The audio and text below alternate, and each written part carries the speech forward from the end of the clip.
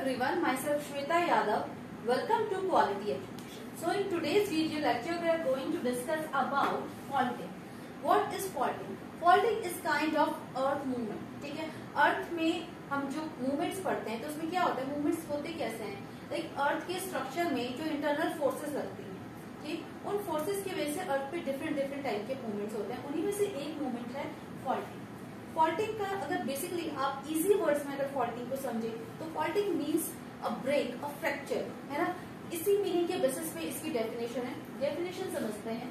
A fault is defined as a fracture, इसे break भी कह सकते हैं, along which blocks of rocks have been displaced relative to each other. Like कि जब एक रॉक पे प्रेशर पड़ता है, कैसा प्रेशर, टेंशनल स्ट्रेन. जैसे कि जो रॉक होती हैं, माना कि ये आपकी एक रॉक है, ठीक है. अब इस रॉक पे जो प्रेशर पड़ रहा है वो इस तरीके का प्रेशर भी हो सकता है ना, वो इस तरीके का प्रेशर भी हो सकता है. तो इन दोनों ही प्रेशर्स को हम अलग अलग नाम से जानते हैं. जैसे ये हो जाता है आपका कंप्रेशन स्ट्रेस, ये हो जाता है आपका टेंशनल स्ट्रेस. तो अभी ये जो डायग्राम है इसमें हम टेंशन स्ट्रेस के बारे में समझाएंगे. ठीक, तो बात करते हैं, एग्जाम्पल में से ले लेते हैं. एक रॉक है, उस पर टेंशनल स्ट्रेस लग रहा है, मीन्स की रॉक पे कैसा स्ट्रेस लग रहा है जिससे ये रॉक अलग अलग डायरेक्शंस में उसको तोड़ने की कोशिश की जा रही है. ठीक है, तो एक समय तक ये रॉक जो है उस प्रेशर को झेल, ऐसा नहीं कि प्रेशर लगना शुरू और रॉक ब्रेक हो.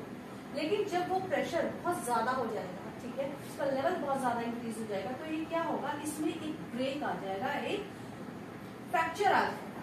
फ्रैक्चर आया, फ्रैक्चर आने से क्या होगा, अब यहाँ पे इसमें ये देखो, ये जो फॉल्टिंग है, ये फॉल्टिंग कई तरीके की होती है. ठीक, ये जो डायग्राम है ये बेसिकली नॉर्मल फॉल्टिंग का डायग्राम है. तो आप नॉर्मल फॉल्टिंग को पहले समझ लो, फिर हम इस डायग्राम में समझते हैं. It occur when the horizontal movement of rocks is tensional. A normal fault causes the blocks on one side of the fault to move down relative to the other side that is left hanging above. तो ये जो इसका part है इसको left hanging above बोलते हैं.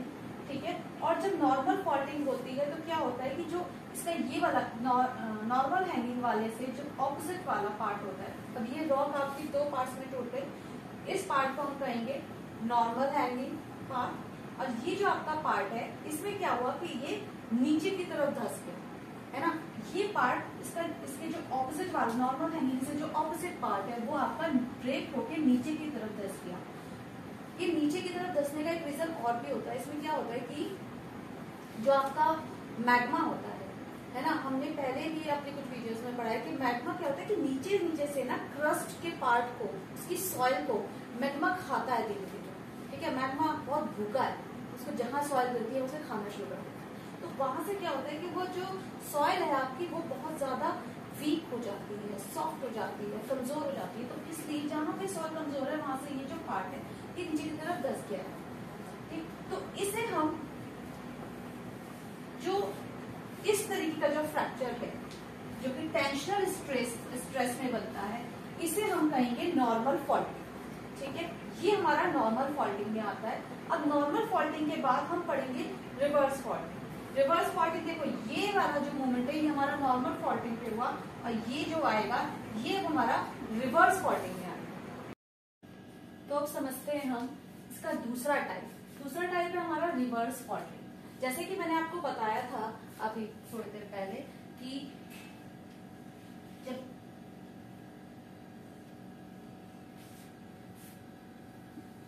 इस तरीके का जब प्रेशर पड़ रहा था, ठीक है, तो ये क्या था, ये हमारा प्रीवियस वाले फॉल्ट में था, है ना.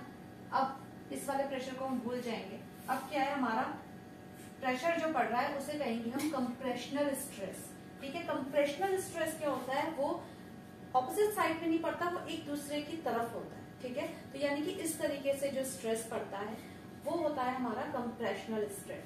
अच्छा, एक चीज और मैं आपको बता दूं कि जब ये जो कंप्रेशनल स्ट्रेस पड़ता है तो इससे सिर्फ फॉल्ट ही नहीं होता, इससे फोल्ड भी हो जाते हैं। लेकिन उसका एक बहुत छोटा सा डिफरेंस होता है। लाइक जब ये कंप्रेशनल स्ट्रेस पड़ता है तो अगर आपकी जो रॉक है वो बहुत ज्यादा सॉलिड है, बहुत ज्यादा सॉलिड है, तब क्या होगा, उसमें फॉल्टिंग हो जाएगी। लेकिन जिस रॉक पे ये कंप्रेशनल स्ट्रेस पड़ रहा है, अगर वो रॉक सॉलिड नहीं है, इनफैक्ट वो रॉक सॉफ्ट है, तो फिर क्या होगा, उसमें फॉल्टिंग नहीं होगी, उसमें फोल्ड्स आने लग जाएंगे, इस तरीके के उसमें फोल्ड्स आने लगे। ठीक है, तो अभी आगे हम फोल्ड भी पढ़ेंगे नेक्स्ट वीडियो में। तो अभी इसीलिए मैंने आपको ये चीज बता दी है कि आप कंफ्यूज ना हो कि उधर आप कहेंगे कि फॉल्टिंग में मैम ने बताया था कि कंप्रेशनल स्ट्रेस से फॉल्ट हो जाता है, रिवर्स फॉल्टिंग, और अब मैं बता रही हूँ कि कंप्रेशनल स्ट्रेस से फोल्डिंग हो जाती है।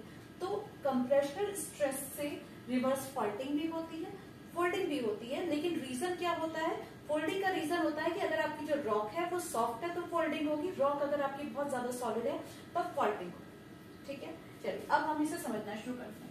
It occurs when the horizontal movement of rock is compressional leading to the block of rock strata being pushed up। ठीक है, आप देखिए इसमें जब ये स्ट्रेस पड़ा तो ये जो रॉक का स्ट्रेटा पार्ट है ये क्या हो गया, ये ऊपर की तरफ जा रहा है। ठीक है, प्रीवियस वाले फॉल्ट में हमारा पार्ट नीचे की तरफ धंस गया था, अभी क्या है, पार्ट ऊपर की तरफ जा रहा है। Along the fault line, fault line, ये जो आपकी लाइन है जहां पे फॉल्ट पड़ रहा है, जहां से प्रेशर पड़ रहा है, we will call this fault line. Along the fault line relative to the other block that is left hanging below it। तो ये वाला जो हमारा पार्ट है रॉक का, इसे हम क्या कहेंगे, इसको हम कहेंगे लेफ्ट हैंगिंग। तो देखिए अब क्या है कि हमारा लेफ्ट हैंगिंग जो है वो तो वही अपनी जगह पर है। ठीक, कंप्रेशनल स्ट्रेस पड़ा और जो हमारा ये रॉक था ये बहुत सॉलिड था, इसलिए इसमें फॉल्टिंग हो गई। फॉल्टिंग होने से क्या हुआ कि जो ये फॉल्ट स्क्रैप है, ये वाला जो पार्ट है आपका, ये जो लेफ्ट हैंगिंग से ऑपोजिट वाला सा पार्ट है वो हमारा क्या हो गया, ऊपर की तरफ अपवर्ड्स चला गया। ठीक है, तो रिवर्स में क्या होता है कि हमारा जो पार्ट है वो लेफ्ट हैंगिंग से जो दूसरा पार्ट होता है वो अपवर्ड चला जाता है। ठीक, तो ये हमारी हो गई फॉल्ट लाइन, ये हमारा फॉल्ट स्क्रैप हो गया। और ये किसके रीजन से पड़ा है, किस वजह से हुआ है रिवर्स फॉल्टिंग, ये हुआ है हमारा कंप्रेशनल स्ट्रेस। यानी कि ये जो स्ट्रेस पड़ रहा है क्या है, आपका ऑपोजिट साइड ना होके, ये वाला नहीं है हमारा। ठीक है, ये एक दूसरे को मतलब आमने सामने की तरफ पड़ रहा है। ठीक है, तो इस तरह से जब क्या है कि किसी भी चीज पे जब ऐसा प्रेशर पड़ रहा है तो अगर वो सॉफ्ट है तो क्या होगा, वो उसमें फोल्ड आने शुरू हो जाएगी। लेकिन अगर वो सॉफ्ट नहीं है तो क्या होगा, वो टूट जाएगी। तो यहाँ पे क्या है, टूट गई है आपकी जो रॉक है, ये टूट गई है, तो इसे हम कहेंगे रिवर्स फॉल्टिंग। तो इसके बाद हम क्या सीखेंगे, इसके बाद हम देखेंगे टियर फॉल्टिंग। तो अब हम हमारी थर्ड टाइप पढ़ेंगे, दैट इज टियर फॉल्टिंग। ठीक है, टियर फॉल्टिंग क्या है, देखो अभी तक हमने क्या पढ़ा है, सबसे पहले हम ये देख रहे थे कि अभी तक हमने आपका ये वाला स्ट्रेस देखा। ठीक, कंप्रेशनल स्ट्रेस, ये हो गया आपका कंप्रेशनल स्ट्रेस। फिर ये हमने देखा, ये हो गया हमारा टेंशनल स्ट्रेस। ठीक है, अब इसमें ना तो कंप्रेशनल स्ट्रेस है ना टेंशनल स्ट्रेस है, इसमें है शीयर स्ट्रेस। तो शीयर स्ट्रेस कैसे होता है, शीयर स्ट्रेस होता है ऑपोजिट साइड। देखो इसमें क्या हो रहा है, एक दूसरे से अलग। लाइक अभी तक हमारा क्या था, या तो ऐसे था, ठीक, कंप्रेशनल स्ट्रेस, फिर हमारा हुआ टेंशनल स्ट्रेस, अब ये इस तरीके से है। ये जो हमारा शीयर स्ट्रेस है ये आगे पीछे की तरफ है। ठीक है, एक साइड अभी तक क्या था, ऊपर नीचे हो रहा था, या तो कभी आपका दूसरा साइड जो लेफ्ट वॉल है उससे एक साइड या तो ऊपर जा रहा था या फिर नीचे जा रहा था। अब क्या है, हमारी जो साइड्स हैं वो आगे पीछे की तरफ खिसक जाएंगी। ठीक है, तो ये है हमारा tear faulting. So it occurs when the structure is displaced in opposite direction. ठीक है, अब ये देखिए, ये जो हमारी जब रॉक है इस पे जो शीयर स्ट्रेस पड़ा तो ये क्या है, आगे पीछे हो गई है। एक साइड रॉक का पीछे की तरफ चला गया, दूसरा साइड जो है वो आगे रह गया। ठीक है, अब आप देख रहे हैं कि इसमें जो स्ट्रेस लाइंस हैं वो भी ऑपोजिट डायरेक्शन में है, ना तो एक दूसरे की तरफ है ना एक दूसरे से दूर हो रही है, आगे पीछे की तरफ हो रही है ना। एक साइड पूरा आपका पीछे खिसक जाएगा, दूसरा साइड वहीं रह जाएगा। तो इसे कहते हैं टियर फॉल्टिंग। तो अभी तक हमने क्या करा, हमने इसमें अपने फॉल्टिंग्स में 3 टाइप की फॉल्टिंग्स पढ़ी। आई होप आपको तीनों फॉल्टिंग समझ में आ गई होंगी। नहीं आई तो आप कमेंट्स में, कमेंट सेक्शन में जाकर कमेंट दे सकते हैं, ठीक है। वहाँ अगर आपकी कोई डाउट है तो आप उसे क्लियर कर सकते हैं। I will explain you again. And the thing is कि जो हमारी नेक्स्ट वीडियो है उसमें मैं आपको पढ़ाने जा रही हूँ फोल्डिंग्स एंड ब्लॉक्स। सो जल्दी से ही नेक्स्ट वीडियो भी अपलोड होने वाली है। इतने आप इसे समझिए, इसकी प्रीवियस वीडियोस को समझिए। एंड अगर आपको मेरा चैनल अच्छा लगता है, एक्सप्लेनेशन समझ में आती है, आपको यहाँ कुछ फ्रूटफुल मिलता है, सो प्लीज मेरे चैनल को लाइक कीजिए, सब्सक्राइब कीजिए, अपने फ्रेंड्स को, अपने सीनियर्स को, अपने टीचर्स को बताएं। हो सकता है कि उन्हें भी हमारे चैनल पे उनके लिए कुछ फ्रूटफुल मिले। Thank you so much. Have a nice day.